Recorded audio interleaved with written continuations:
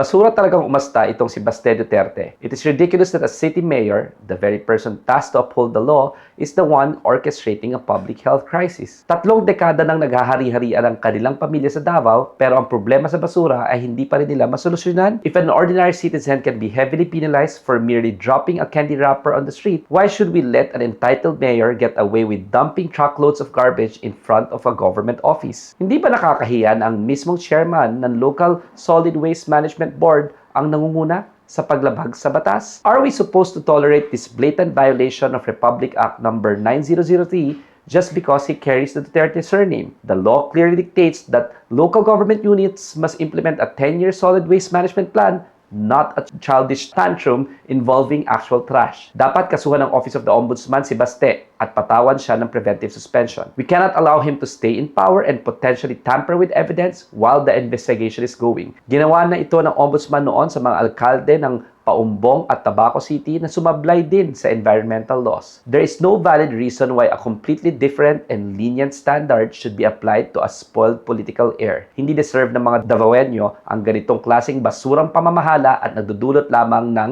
malalang krisis. Panahon na para itapon sa tamang basurahan ang ganitong uri ng pamumulitika. Agyaman na at review din po at dapat patas sa batas.